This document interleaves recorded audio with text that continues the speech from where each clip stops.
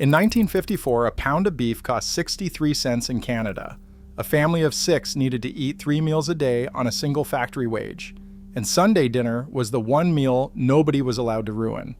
Your grandmother turned cuts the butcher almost threw away into something the whole street could smell by noon. Number 18 on this list fed a family of 8 for under $1. Number 7 was so common in the Maritimes that entire towns ate it every single Sunday for decades.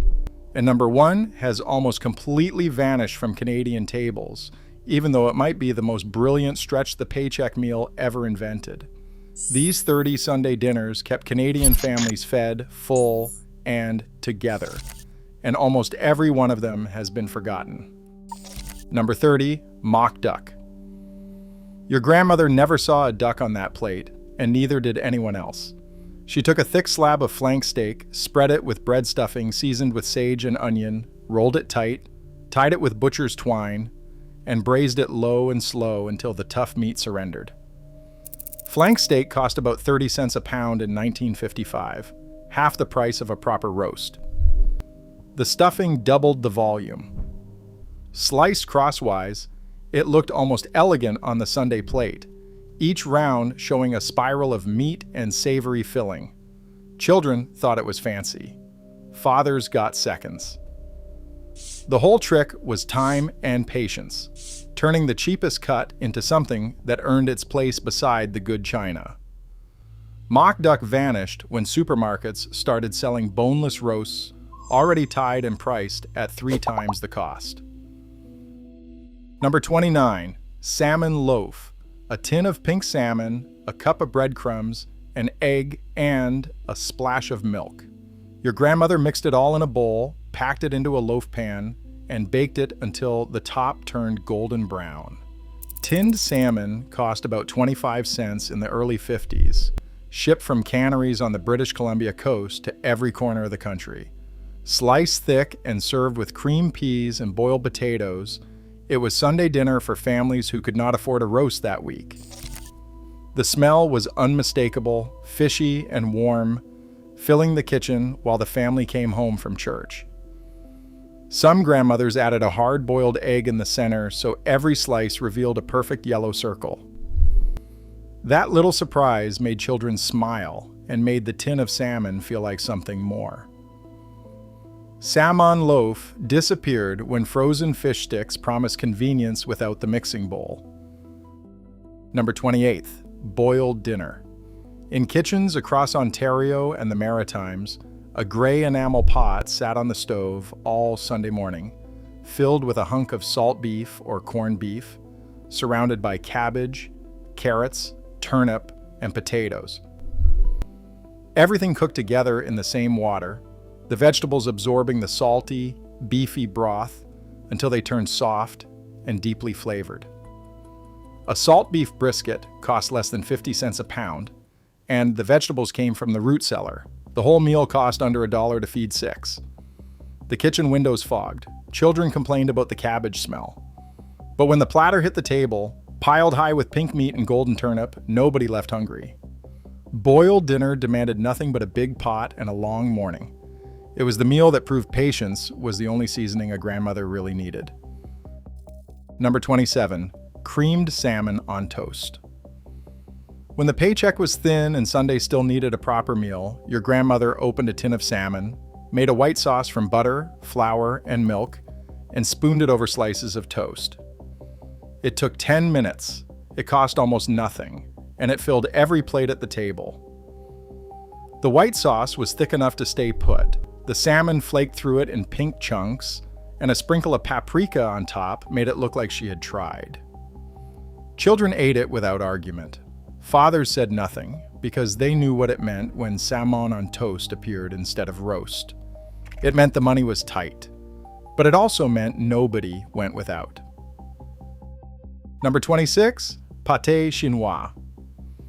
In Quebec kitchens, this was the Sunday dinner that needed no recipe, because every grandmother had it memorized in her bones. A layer of ground beef fried with onions on the bottom, a layer of canned corn in the middle, a layer of mashed potatoes on top, baked until the potatoes turned golden and the edges bubbled. A pound of hamburger cost about 40 cents. A tin of corn cost 12 cents. Potatoes were practically free if you grew your own. The whole dish fed 8 for under $1. The debate was fierce. Creamed corn or whole kernel? Paprika on top or no paprika? Every family had a position, and no one was switching.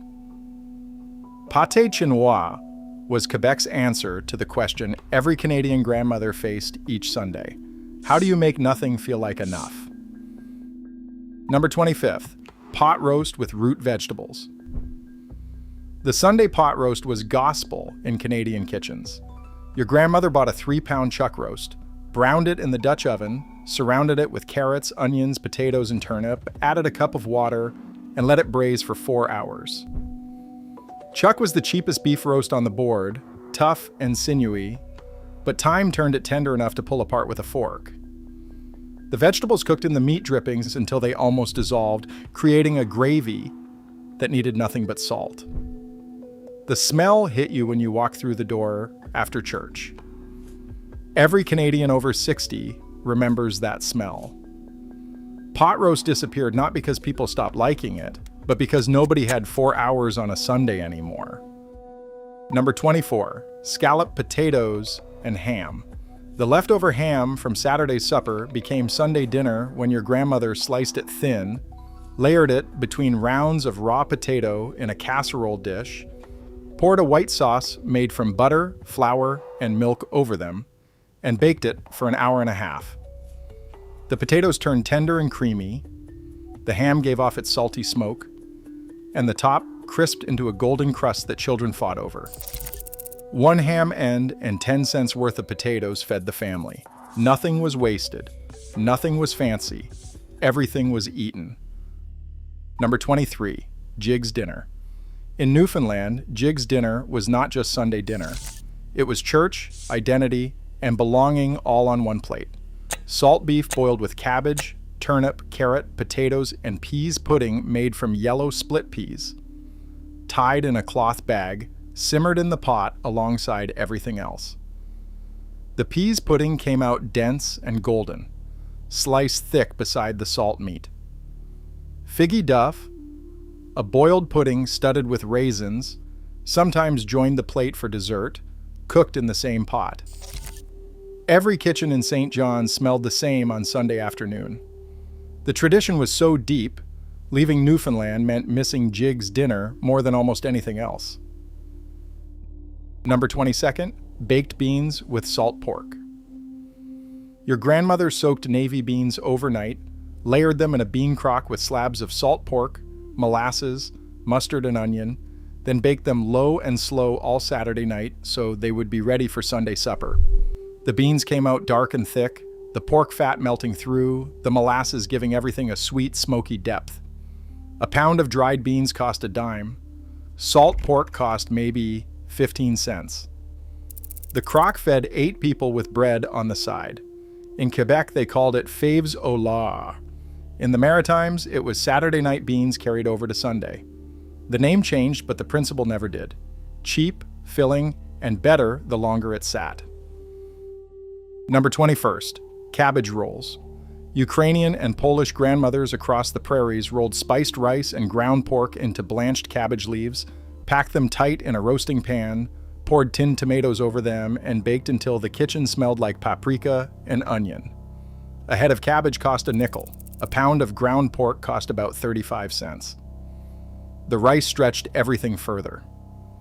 30 cabbage rolls came out of one session, enough for Sunday dinner and Monday's lunch pails. The rolls sat heavy on the plate, swimming in tomato sauce, each one a small parcel of patience and thrift. Every family had a slightly different filling. Every grandmother insisted hers was correct. Number 20, chicken and dumplings. Before chicken became cheap, a whole bird cost about 65 cents, and it was a serious investment. Your grandmother stewed that chicken until the meat fell off the bone, then dropped biscuit dough by the spoonful into the bubbling broth. The dumplings swelled and steamed, absorbing the rich stock, turning a single bird into a meal that filled every bowl twice. The broth went cloudy and thick.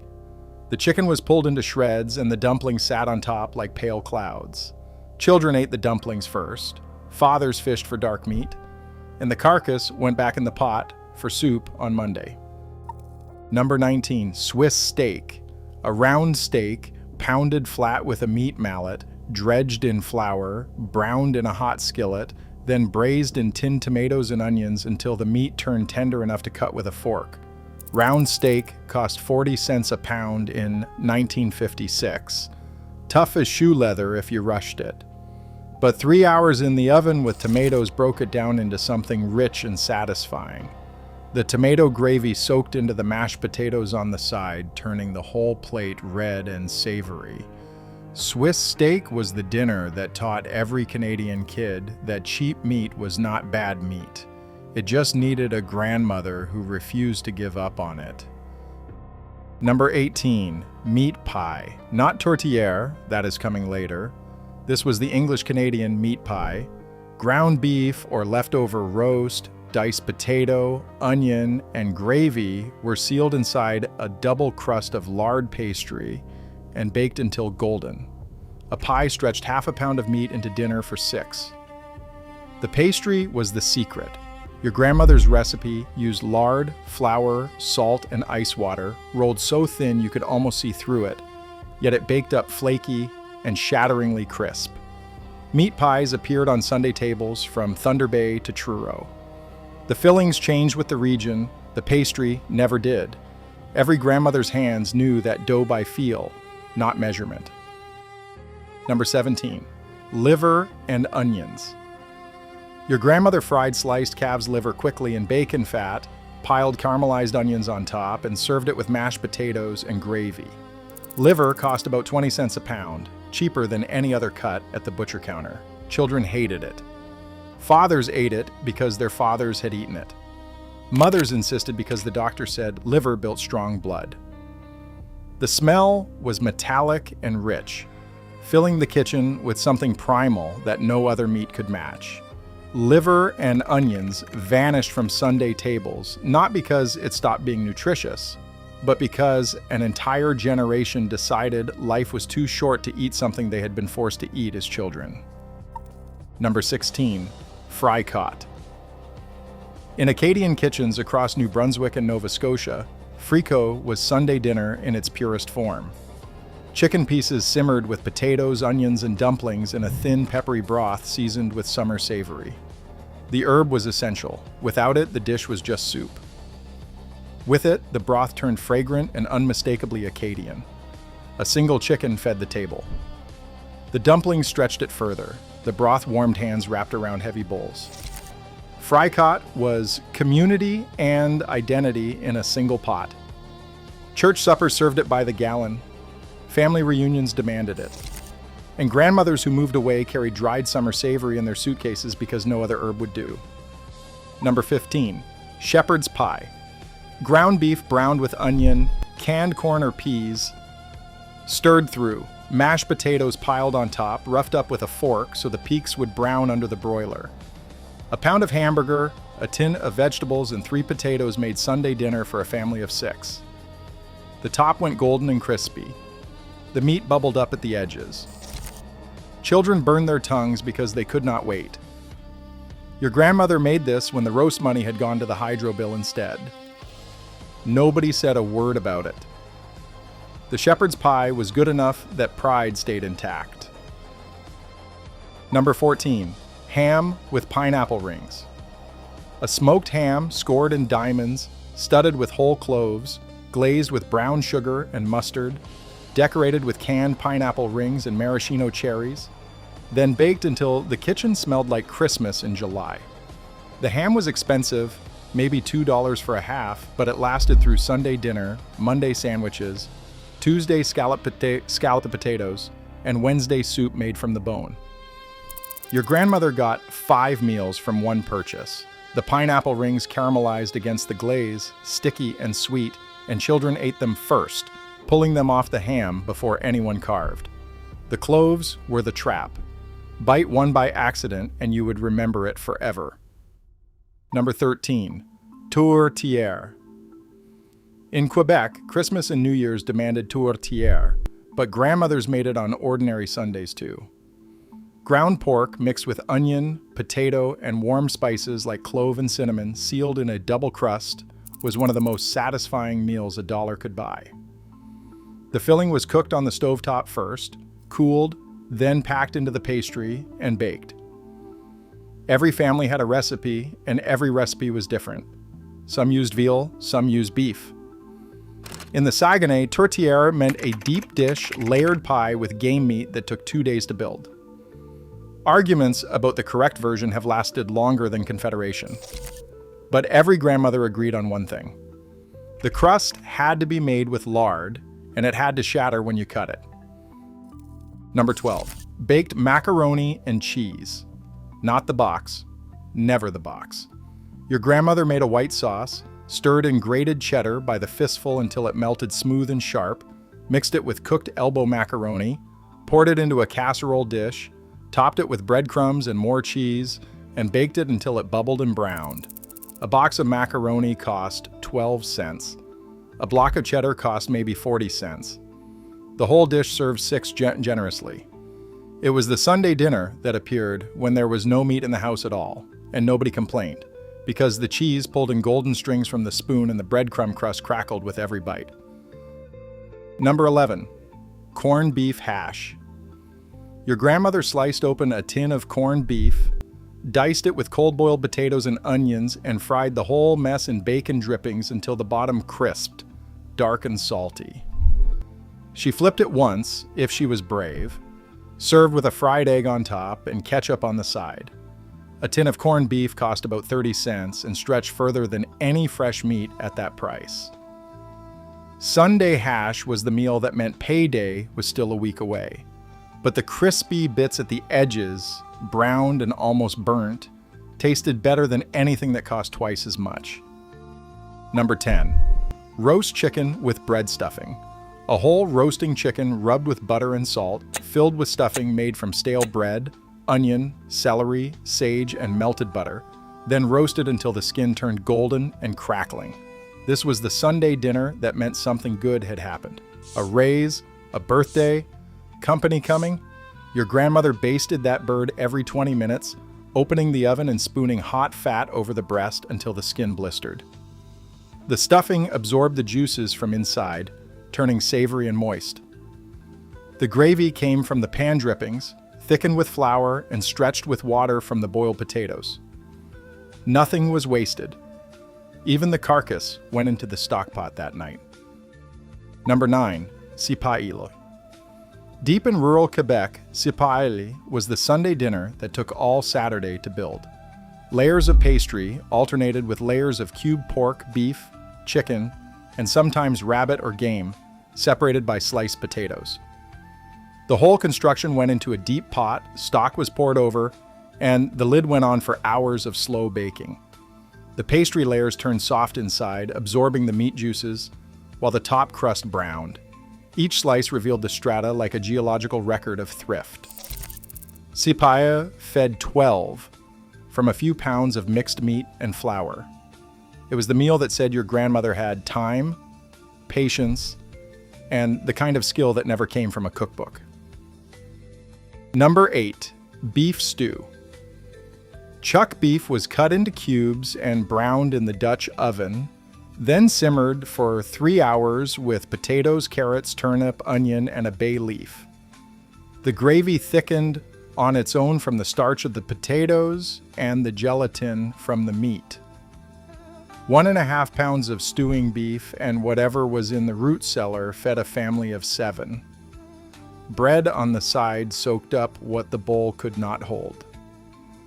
Beef stew was the Sunday dinner that needed no announcement. The smell told everyone it was ready. Your grandmother made it the same way every time, because the family would have noticed if she changed a single thing. In Nova Scotia, summer Sunday dinner meant hodgepodge. Fresh garden vegetables, new potatoes, green beans, peas, carrots, and sometimes baby turnips simmered together in milk and butter until the pot turned into a creamy, pale stew. No meat at all. The butter and whole milk made it rich enough. The vegetables had to be fresh, ideally picked that morning. Hodgepodge was the dish that celebrated the brief maritime summer when the garden finally came in after months of root cellar monotony. Grandmothers served it in deep bowls with biscuits, and the taste of sweet peas and new potatoes in warm milk was summer itself, captured in a single spoonful. Number 6. Pork hocks and sauerkraut. German-Canadian grandmothers across Ontario and the prairies simmered. Smoked pork hocks with sauerkraut, potatoes, and caraway seeds until the meat fell from the bone. Pork hocks cost almost nothing, mostly bone and connective tissue, but hours of cooking turned them gelatinous and rich. The sauerkraut went from sharp to mellow, softened by the pork fat. The whole kitchen smelled tangy and smoky. Children either loved it or fled to the neighbors. There was no middle ground with sauerkraut, but for the families who grew up with it, the taste was home itself, carried across the Atlantic in steamer trunks and kept alive in Canadian kitchens 3 generations later. Your grandmother saved the bone from Sunday's ham, dropped it into a pot with dried split peas, onion, carrot, and celery, and simmered it all afternoon until the peas dissolved into a thick green soup. The ham bone gave up its last flavor, the marrow enriching the broth. A bag of split peas cost a dime. The bone was free, already paid for by last week's dinner. This was the Sunday meal that connected one paycheck to the next, the bridge between abundance and the careful counting of days until Friday. Served with thick slices of buttered bread, it was so filling that children fell asleep at the table. Number 4, pot pie, leftover chicken or turkey, peas, carrots, and cubed potato in a thick white sauce, sealed under a round of pastry and baked until the crust went golden and the filling bubbled through the vent hole. Pot pie was the Sunday dinner that turned Thursday's scraps into something that looked and tasted like your grandmother had been cooking all day. The crust was everything. Flaky, buttery, shattering at the touch of a spoon. It hid the fact that there was barely a cup of meat underneath all those vegetables and sauce. That was the genius. The pastry made it feel generous when the filling was anything but. Number 3, Habitant, pea soup with salt pork. Not homemade, the tin. Habitant pea soup, that yellow labeled can with the farmhouse on the front, became Sunday dinner across Canada when the budget had nothing left to give. Your grandmother heated 2 tins, stirred in chunks of salt pork or leftover ham, and served it with bread. It cost 30 cents for the large tin. The salt pork cost a few cents more, and it fed 6 without apology. Habitant soup was so thick the spoon stood up. The taste was smoky, salty, and deeply familiar. Millions of Canadians grew up on it without knowing it was supposed to be a shortcut. To them, it was Sunday dinner. Full stop. Number 2, baked ham and scalloped potatoes together.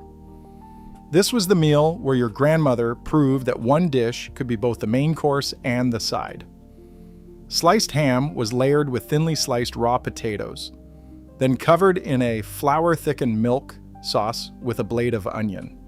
It baked in a deep casserole for 2 hours until the potatoes melted into the cream and the ham edges crisped where they met the heat. One dish. One pot to wash. Enough food for 8. The top layer of potatoes browned and curled, chewy and salty from the ham. The bottom layer turned silky and almost translucent. Your grandmother made this on the Sundays when the house was full and the oven could only hold one thing. It was her masterpiece of economy. Number 1, Tourtiere du Lac Saint-Jean. Not the small single-crust meat pies from Montreal. This was the deep dish tourtiere of the Saguenay, the one that took 2 days to build and fed 20 people.